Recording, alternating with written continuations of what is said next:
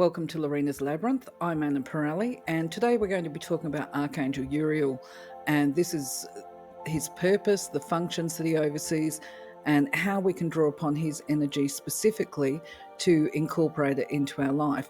Now, in the first instance, I wish to acknowledge there is debate within some circles about which angel oversees which chakra function. So, of course, you have to follow your own discretion. I associate him with the orange chakra because his specific energy and healing power is about resolving conflict, being a peacemaker, and helping to balance emotions. So for me, from a chakra perspective, because I'm quite aware of them, this is the orange chakra. However, once again, when we're referring to anything to do with spiritual, it's a case of you follow what feels appropriate to yourself.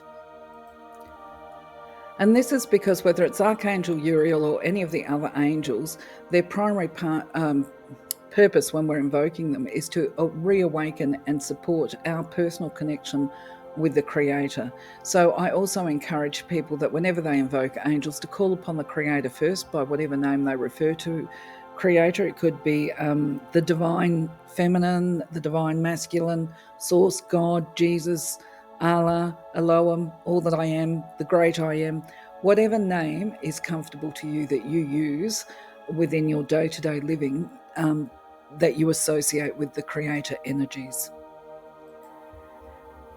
Now, the other thing to do with invocation is that not everybody is comfortable with the term angels. So if angels is not one that you're comfortable with, then you can simply change that to be beings of supreme light or light beings, highest powers, anything like that that you can actually find to be relatable.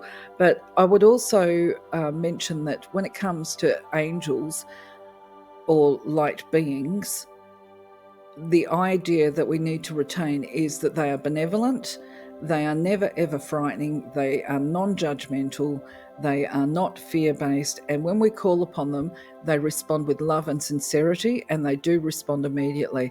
Now, the reason I'm mentioning this is because obviously when it comes to angels, we all have, if you're not comfortable, just try and let it go, the term, and replace it within your own consciousness to whatever term sits comfortably with you.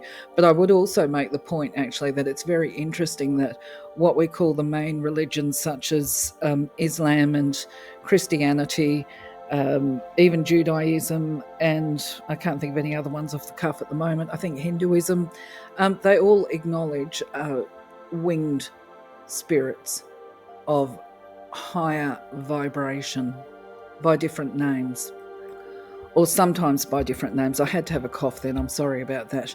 But anyway, even if you do believe in angels, they don't actually have feathery wings like in the images that I've got up here and that you find painting in art galleries and that kind of thing.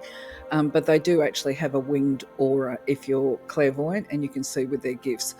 I like to associate them with feathers simply because I enjoy it. I enjoy the artwork, and because I have clairvoyance, it helps me to identify the purpose of a visiting entity, shall we say.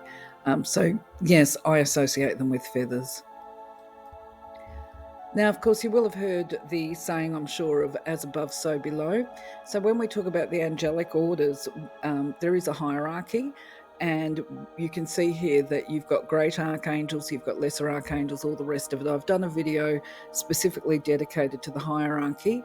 And just a reminder here too that the higher energy beings, they are not dictated by ego, okay? So it's not a case of, oh, I'm an archangel and you're all beneath me. None of that. That's a human thing. The great archangels have really powerful levels of expertise. And within this, Uriel, of course, is one of the greater archangels. Now, his primary purpose is one of ministration. And ministration, if you're not aware of it, is the activity of giving service and care to those people that call upon him, invoke him, and his angels of peace. Now, just a reminder, because he is a greater archangel, he is extremely powerful, and he does oversee the work of many other angels to help them, to help us in human form to overcome fears and to redirect any emotional dysregulation such as anger into positive pursuits so that we can carry greater calm within our aura and be more peaceful. And obviously to enhance our connection with the Creator and to make healthy decisions. Because when we allow our emotions to dictate what we do, we end up making often quite questionable decisions because our vision is blurred and distorted because we're not able to see clearly. So emotional regulation is a really big part of being able to connect with the Creator Source. So, as I said before, he is an angel of ministration. He does have a twin flame aurora. She's his feminine counterpart. Now, twin flames is a whole different story, but everybody's got one. So anyway, while I provide invocation strategy, just keeping it real here, this is more a formality of the occasion. Uriel and his legions of angels will definitely respond the moment you would be calling out saying, God help me, they're going to respond immediately. Your role within the process of calling for help is to choose to be open and willing to receive and to accept the response of healing and blessings that they bring to you. Now, be aware that emotions such as doubt, guilt, and shame, they're only going to reduce the impact of any angelic responses or energetic responses you might feel. There are, just to be clear, okay, they do respond, but if we're heavily burdened by emotion, we may not experience the sensations that we receive as we become lighter and lighter. You can actually feel within your body when you're receiving healing energy from the other side. And so the idea of this, as far as raising your own light vibration goes and increasing your connection, is actually not to wait until you're in crisis before you're calling for help, but to call regularly to clear and release anything that may block you from receiving or feeling their responses to you. And this is where Archangel Uriel comes in very handy. And not to forget, of course, that he does work with Archangel Michael when needed, because Archangel Michael will work with your base chakra to bring to conscious awareness fears for you to call upon Uriel to help you to release and process and transmute any fears particularly, and I'm stumbling over my words, and to turn these fears into courage. So where I've referred to Uriel as the Archangel of Ministration, some people call him the Archangel of Peace, and this is probably because it's his primary healing power. In many ways, we can liken his energy and healing approaches to the activities of a first responder. If we're having a physical crisis and something goes down and we need to call an ambulance for help, well, from a spiritual and energetic perspective, this would be Archangel Uriel. Of course, as I say, call upon Creator first and Uriel probably in the same sentence. If I was in a crisis, that would be what I'd be doing. But anyway, you would call or invoke Uriel when you start to feel emotionally unstabilized or imbalanced. Sometimes people are paralyzed by fear and they're unable to think or act because they've been triggered into a really large explosive reaction by something that's happened around them. And when you call on Uriel, he and the other angels of peace are going to bring calm to you. They're going to soothe you. You will start to feel like your entire being is being filled with peace. If you're actually in a crisis type situation, you may actually feel it like a wave of peace come in. Everybody experiences things differently. Now, also the other thing, if you're battling grief, if there's been something really big happen and you find that you're just consumed by grief and suffering, he will be able to assist you to find peace within that process, because it's one thing for us to be able to rationalize in our minds and say that, some of our worst experiences or the most unpleasant experiences that we've had, especially if it includes the death of a person or our previously held dreams, we can think that, but we don't necessarily know it and feel it at a heart level. And so what Uriel can do, one of his powers, is to help us to really bring this knowledge deep into our heart, and this way we start to have a really in-depth understanding of the process. And this creates the space for new dreams, for us to manifest new dreams and new opportunities. And one of his other powers is he does help us to find blessings within all situations. Now, I want to make the point here, it's my belief that in these emotional crises, so I'm not saying I haven't read this anywhere, but it is my belief that in these emotional crises, he works with Archangel Michael, because this is the reason I feel this is because obviously I've worked in the mental health industry, and I'm aware that when people become particularly unstable, they lose hopelessness, or they start to feel hopelessness. They've lost faith in people. They potentially lose hope for the future and all of this kind of thing. And then they can struggle with a sense of willpower to survive. So Archangel Michael helps to revitalize a person's energy and to return that will for life and growth to occur. And I also, one of the reasons I believe that he does work with Archangel Michael is because Archangel Michael oversees the throat chakra as well. Well, I believe that he does, but my understanding is that conditions such as depression and anxiety sit in the orange chakra, but certainly depression is also the blue chakra, with the inability to express that emotional conflict and turbulence within a person. So that's just another reason why I believe they work together. And where people are isolated from family and they're disconnected, they might not have social or family connections, and they may feel that they've failed or let themselves down. Uriel's powers also include helping you to feel supported, to become consciously aware that you do have people around you. They just don't have bodies. And this becomes an inner knowing. So that team, they are going to cheer you on to give it another go when you feel that you've stumbled, or they're going to encourage you to find a new way of achieving your goals. And when you actually achieve those goals and succeed, he will assist you to retain poise and balance and dignity, and also a level of humility. So just remember, the key factor here is he has the power to transmute fear into creativity. So the lessons of Uriel are actually really quite beautiful. He teaches us that ultimately there is nothing in life for us to fear except for fear itself. That may sound a little incredulous to you right now, but I guarantee you there will come a point when you will also agree with that. The nature of humanity and people is to fear what we don't know, and we have a fear of uncertainty. And human nature is also one that will resist and fight those fears, probably fight them tooth and nail, than to accept those fears and to work with them and through them.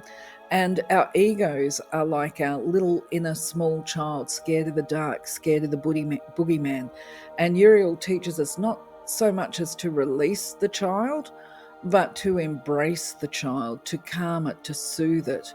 You know, other people will refer to the ego as the shadow side of ourselves, in a way that infers that it's the darker aspects. You know, it's like the little angel on one shoulder and the devil on the other, and you know, the shadow is the little devil saying, do this, you know, and the attributes of self that we don't actually like. Well, from this perspective, that's actually not really encouraged. Uriel teaches us to embrace those parts that we don't like about ourselves, that we deny and reject, because unless we can actually embrace them and accept them for what they are, then they will remain in the shadow, right? And we need them to be out in the open so that we can send light to them. So that doesn't mean to say that we go, oh, well, you know, these are my horrible traits and I'm just going to wear them out in public and let everybody see them, and too bad if they don't like it, it's part of me. That's not what it's about. It's about going, okay, you know what, actually that's an area for growth. I can actually change those aspects of myself now that I'm aware of them, and I can direct healing light into them, and they will no longer be my little rascals. Actually, I think I prefer that word to little devils.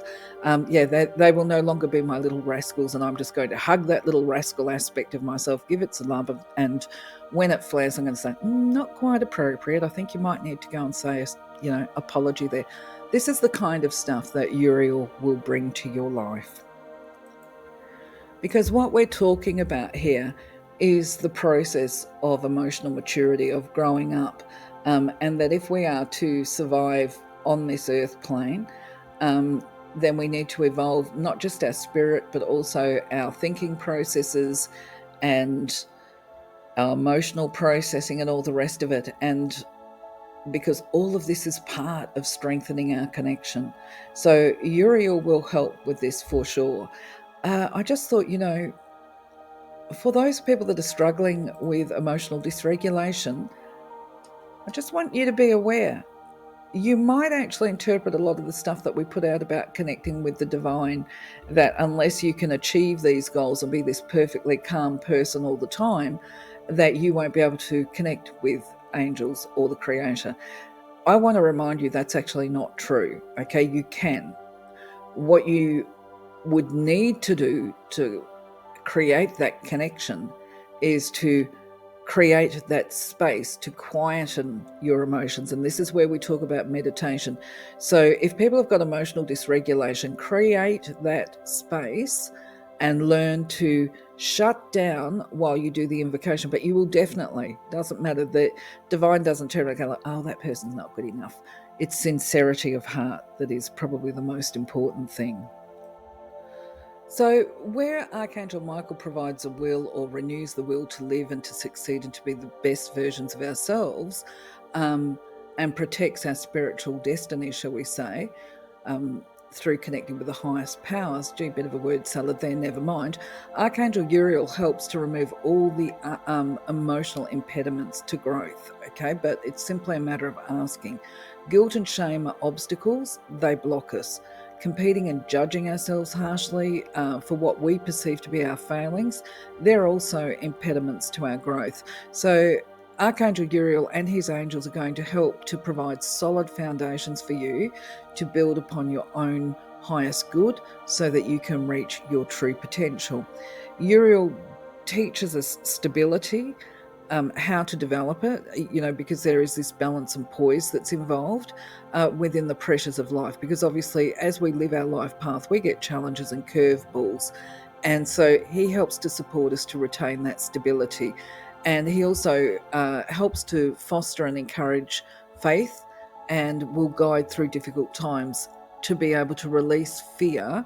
Now, just to make the point here, some fear is healthy, some fear is a caution. So he will help also to discern what is healthy fear and what isn't, because in some scenarios, it's a survival mechanism to, feel fear. That's kind of like your little spidey intuition saying, something doesn't feel right here. So that's called a healthy fear. You need to listen to that voice. But if it's just figments of your imagination type fear, where you're just worrying about the future, that kind of thing, that may or may not happen. So he will help you to unpack and process your fears. And if you take yourself too seriously and start to get an inflated ego, you will observe that you'll start to feel exhausted and fatigued, and he will be able to help you to guide you back to the truth of who you are. And also he helps us to remember that it is possible to do important work without allowing our ego to become inflated or to become competitive with other people and feel that we're superior to other people because we can do X and Y. So he helps us to live with humility and joy and stability as we walk our path. So, as I said before, I associate Uriel with the Sacral Charka, which is, of course, the orange one. And this is because it is the center of creativity. And I'll go into it a little bit more in a little while. But the orange chakra basically is the center of emotion, sexuality. When it's out of kilter, people experience all sorts of emotional and behavioral disturbances. So Uriel can help to clear and unblock this chakra and to align it so that it functions perfectly in synchronicity with the rest of the chakras.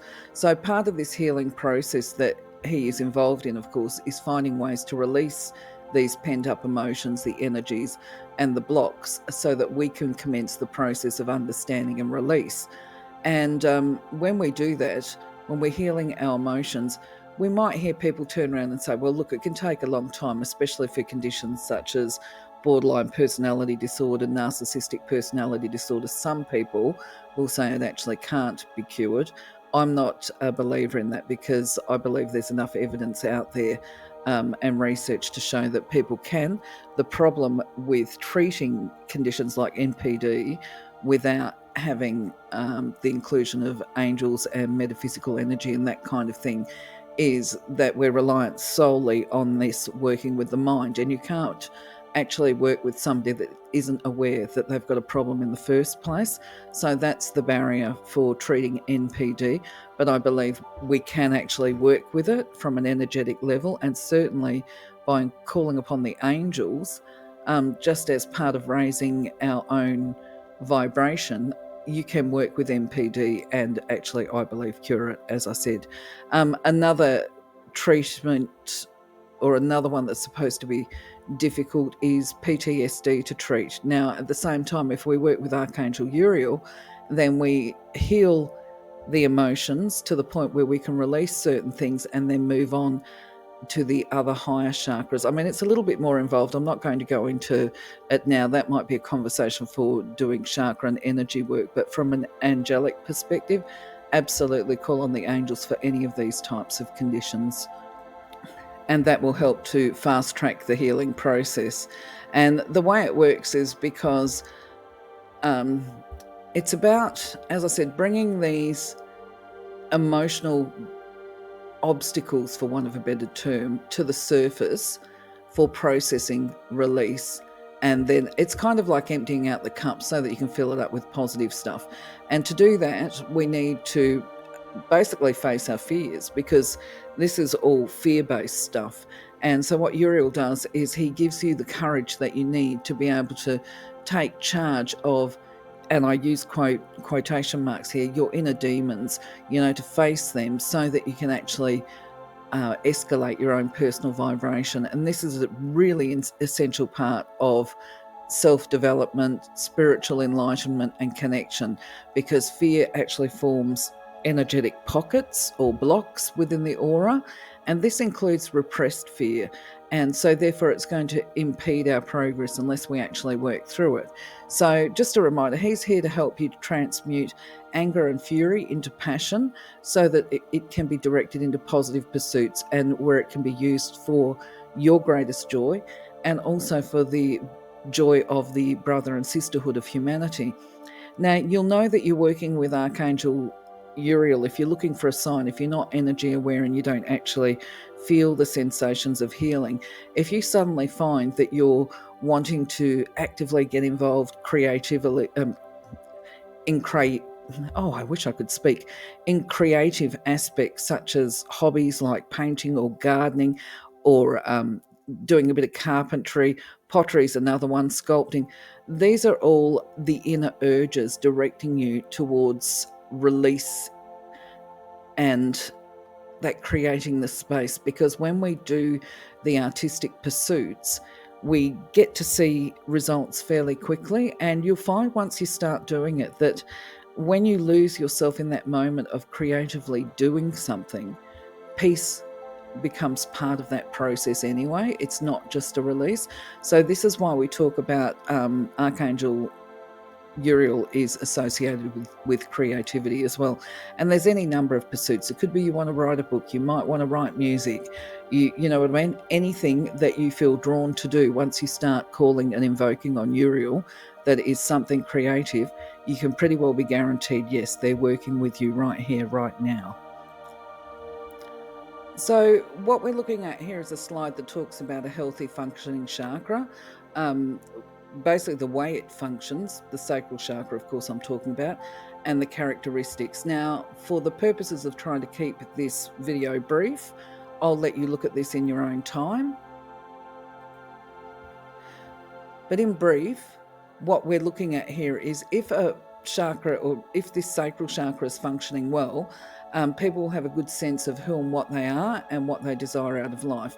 And they will have an emotional balance, and their approaches to life will also be balanced. And with that, there's also that emotional responsibility. We're not blaming people for what happens to them.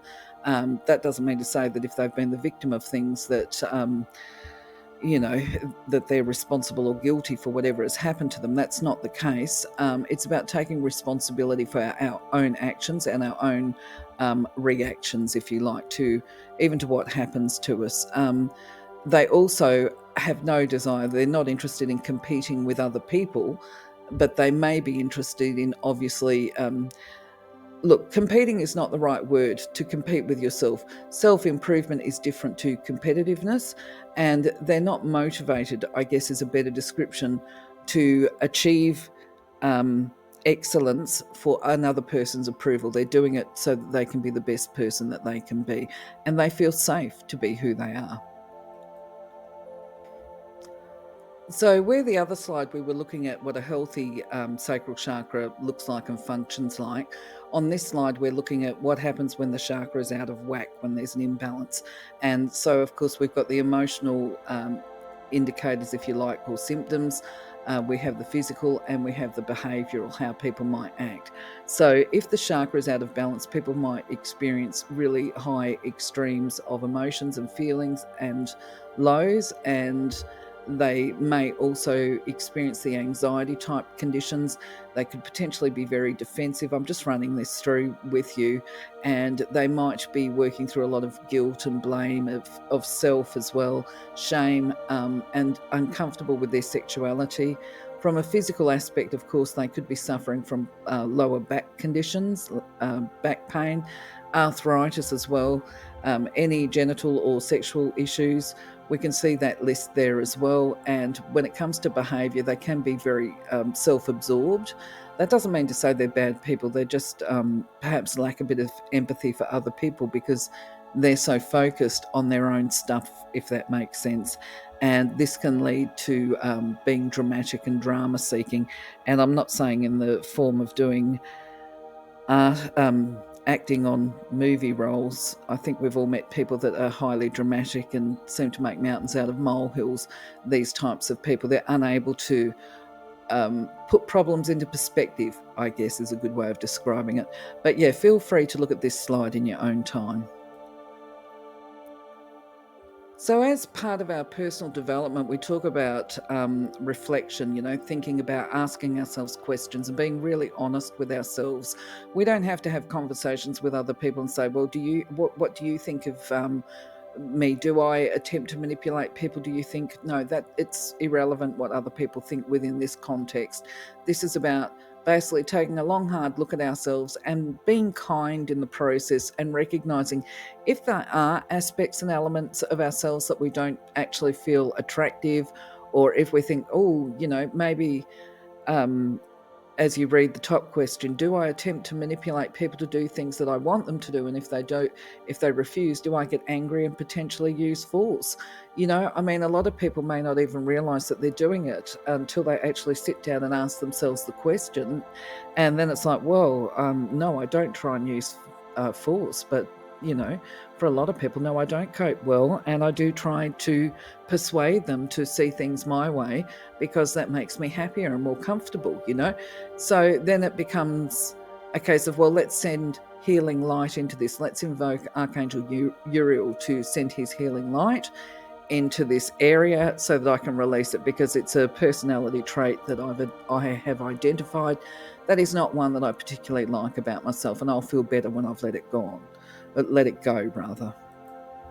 For those people who are actively trying to create behavioural change, they may recognise that they suffer from anxiety and emotional type conditions, and they may actually be trying to create that experience where they become aware earlier so that they can retain that balance. They can ask for healing energy to be sent so that they notice triggers before they become disruptive as far as their life and decisions go. So I'll let you also take a look at these questions as part of prompting your own reflection.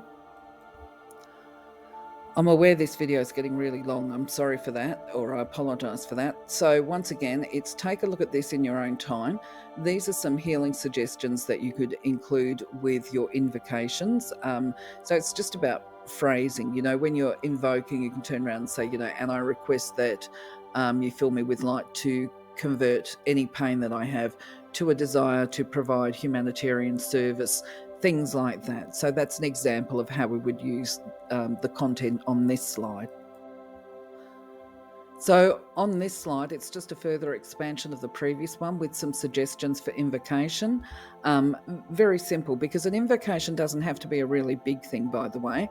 What I'm doing with the content that I'm giving to you is just trying to show you options, but the actual process of it can be done very briefly in a paragraph, and I've got one coming up that I'm going to show you, but these are ways that you might adjust it to I guess, be person-centered, to be something specifically for you and your situation.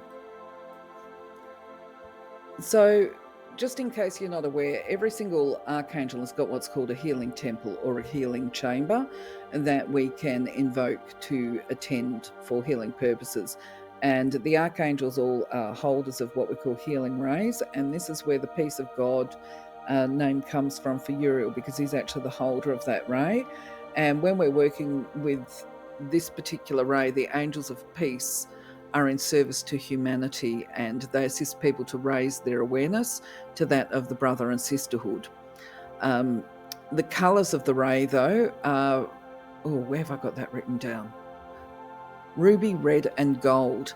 Now, the other thing too I want to make clear here is that my advice is that the best time to visit Uriel's temple is actually on a Thursday, because that's supposed to be high energy.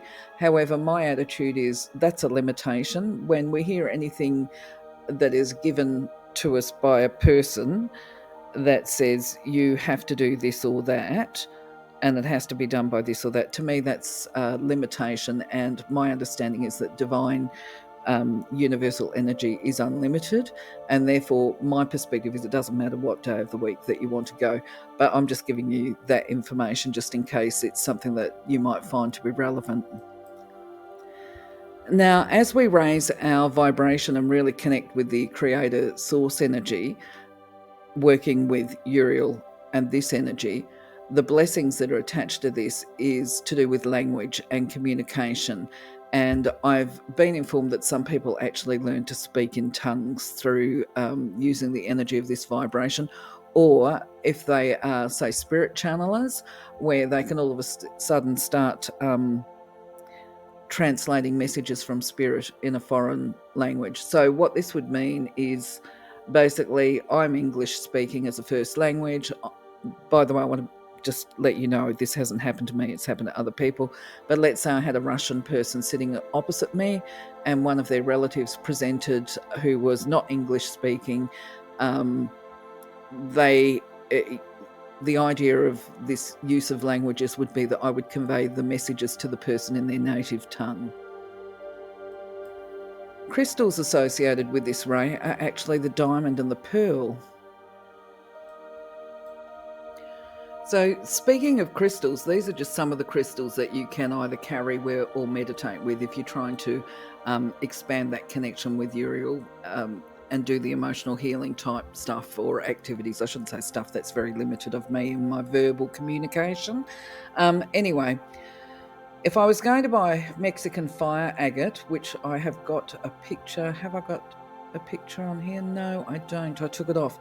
Look, that one would be good too. Apparently, though, it's quite pricey, but you would be going for the ones that have got the orange and yellow hues, and that would be the same with if you were going to use labradorite, which is another brilliant crystal. There are other crystals that you can use for this really deep emotional healing if the emotional or trauma stuff goes way, way back in the childhood. But I would have to say that, look, if you were going to use it, that definitely would be for the brave, and you would want to have your support networks around you before you start using it, because I have seen, and I say this tongue-in-cheek but truthfully as well, I had a friend that had a wholesale business and he had a stall of black obsidian, and there's another black crystal, I think it's called hyperstein if I can remember correctly, and they are like absolute emotional pus pullers.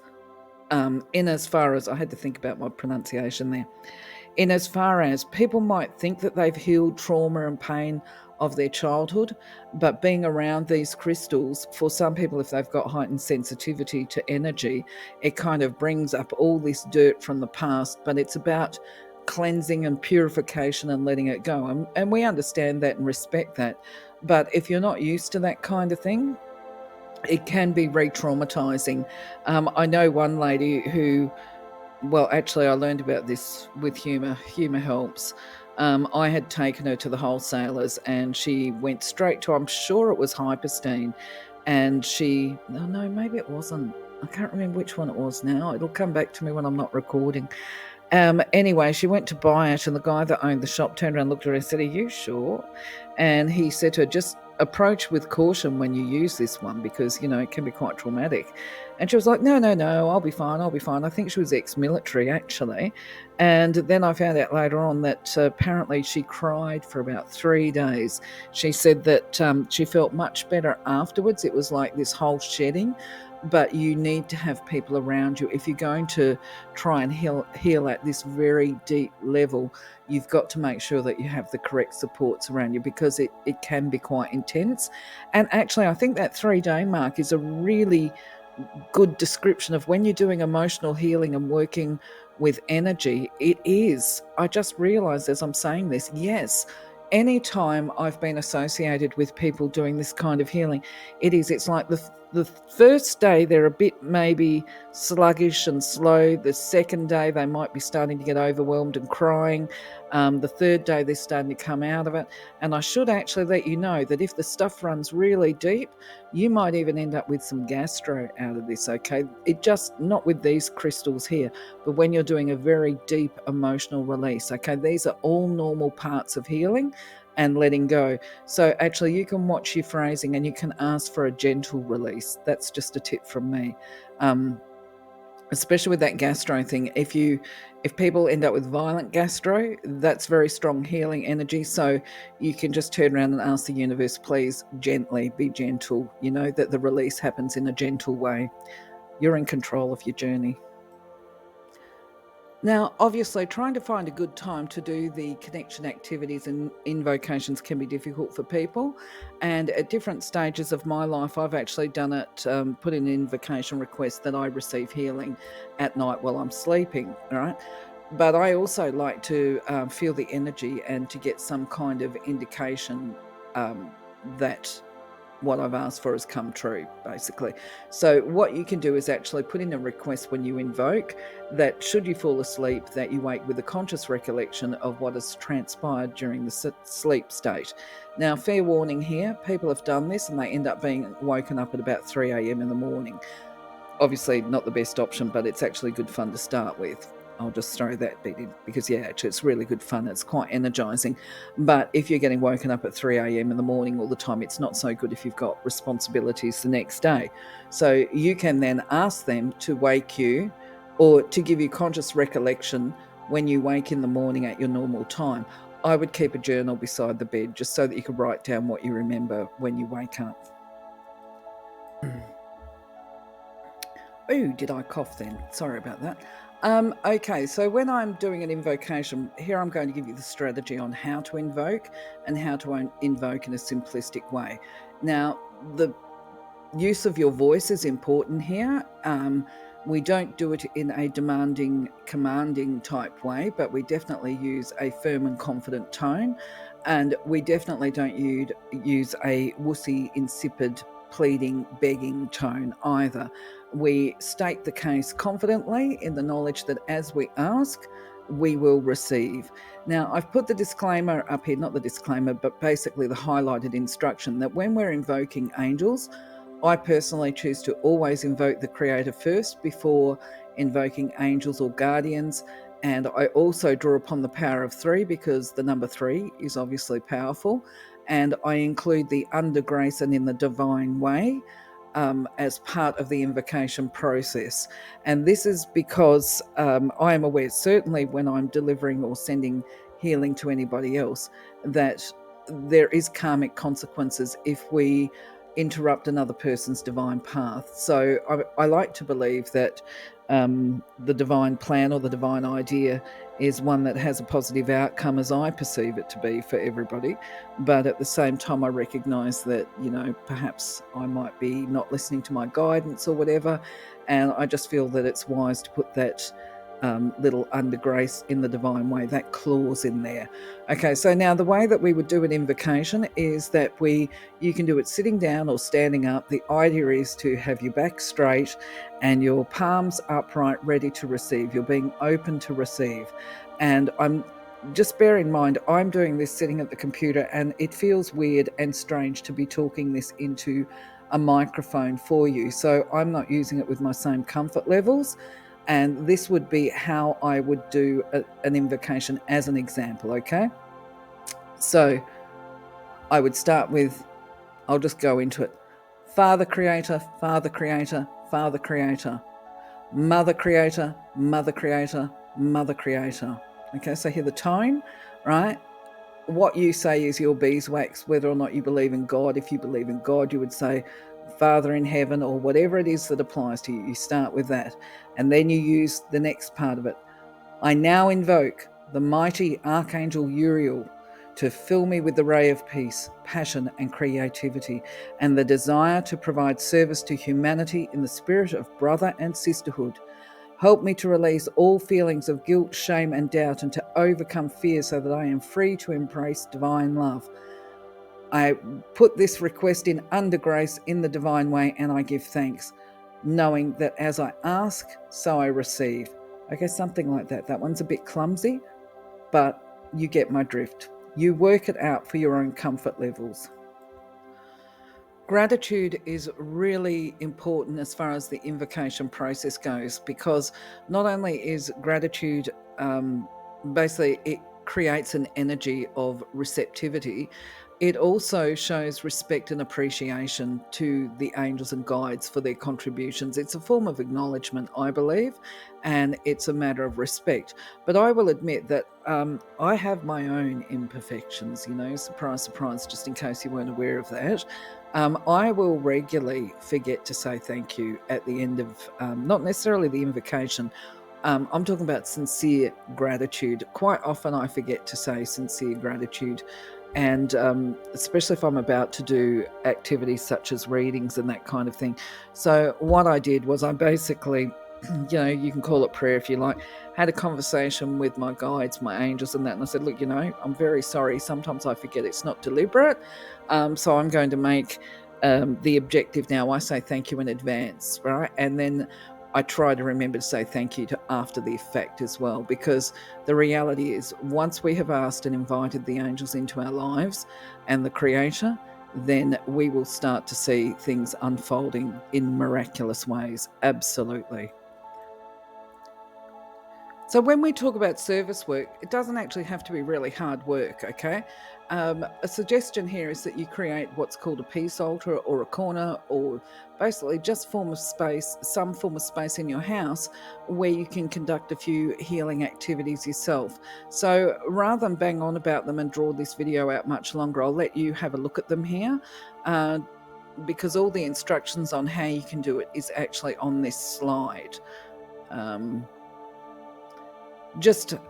I'm just doing this reminder. As you invoke, remember to use the phrase under grace and in the divine way, and to give thanks. All right, that's really important. And especially if you're sending healing to people that you haven't gained verbal consent from. Okay. So this is another way that we can actually do service work, and I'll just give you a little funny story. I won't go too far into it because the video is getting long. When it comes to places of conflict, I first learned about this activity because a woman brought her young daughter to me who was about 9 or 10 years old, and of course they were not into anything spiritual apparently at the time.